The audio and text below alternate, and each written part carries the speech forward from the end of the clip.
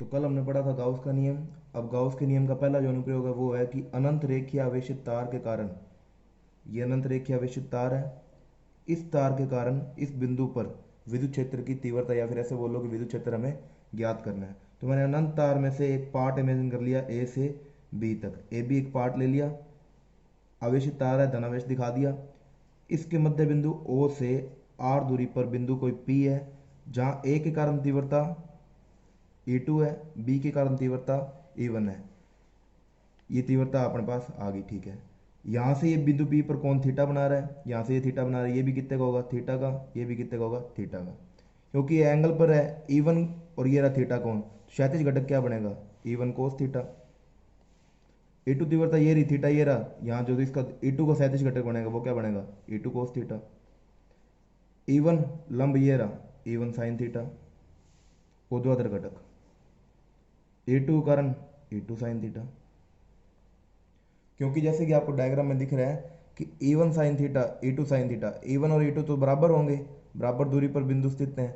E1 और E2 बराबर हैं तो E1 sine theta E2 sine theta बराबर होंगे, और विपरीत दिशा में होने के कारण E1 साइन थीटा से E2 साइन थीटा क्या हो जाएगा, कैंसिल हो जाएगा। तो जो परिणामी तीव्रता बचेगी वो किस कारण बचेगी, E2 cos theta E1 cos theta कारण बचेगी। लेकिन ये हमें निकालने हैं गाउस के नियम से, तो अपने को यही तो कर रहे हैं, गाउस के नियम का अनुप्रयोग कर रहे हैं। तो ये तीव्रता गाउस के नियम से निकालने के लिए सबसे पहली बात क्या जरूरी है, हमने पढ़ा था कि गाउस का नियम वहीं लागू होता है जहाँ बंद पृष्ठ होता है। तो अपना ये जो आवेश है इसको बंद करना पड़ेगा, तो इसके लिए मैं क्या करूँगा, गाउसियन पृष्ठ की कल्पना करूँगा। तो मैंने अपनी जो एल लंबाई की जो आवेशित तार थी उसको एक सिलेंड्रिकल पार्ट से क्या कर लिया, परिबद्ध कर लिया, ताकि मेरा आवेश क्या हो जाए, बद्ध आवेश हो जाए। अब यहाँ गाउस का नियम लगाएंगे। गाउस का नियम क्या कहता है, गाउस का नियम, जो फ्लक्स होता है फाई वो क्या होता है ई डॉट डी एस होता है। इस पूरे बेलनाकार पृष्ठ के कारण कितने पृष्ठ बन जाएंगे, एक S1 ऊपर की तरफ, S2 नीचे की तरफ, और एक ही वक्र पृष्ठ S3। तो जो फ्लक्स होगा फाई टोटल वो क्या होगा, E dot D S S1 के कारण, E dot D S S2 के कारण, E dot D S S3 के कारण। जब डॉट प्रोडक्ट हटाऊंगा तो यहाँ पे कोस थीटा आएगा, यहाँ भी कोस थीटा आएगा, यहाँ भी कोस थीटा आएगा। S1 के लिए अगर कोस देखोगे तो एंगल कितने का बनेगा 90 का, कोस 90 जीरो, तो S1 तो कैंसिल हो जाएगा। S2 के लिए अगर E और S में एंगल देखोगे 90 का बनेगा, और कोस 90 यहाँ क्या हो जाएगा जीरो हो जाएगा। S3 के लिए देखोगे तो कोस जीरो 1 होता है, तो अपना क्या बचेगा E समाकलन ds। एक बात मैंने तुम्हारे को सतत आवेश वितरण में बताई थी, क्योंकि ये एल लंबाई की तार है, अगर इस पर मैं आवेश घनत्व देखूंगा, आवेश घनत्व लैम्डा, रेखिक आवेश घनत्व क्या होएगा क्यू अपॉन एल, यहाँ से क्यू की वैल्यू निकालो, लैम्डा एल, इक्वेशन फर्स्ट बना दो। ठीक है भाई, यहाँ तक तो ये क्लियर होगी अपनी बात।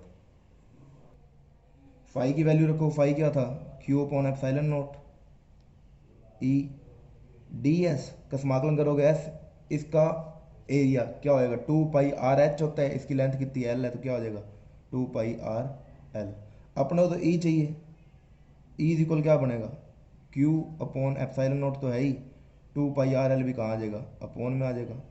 क्यू की वैल्यू क्या है समीकरण 1 से लैम्डा एल, अपॉन में epsilon naught 2 pi R L, एक एल से एक एल कैंसिल हुआ, अपना आगे क्या बनेगा E is equal Q upon में लैम्डा, सॉरी अपना बनेगा लैम्डा अपॉन में 2 epsilon naught R pi R, 2 epsilon naught pi are.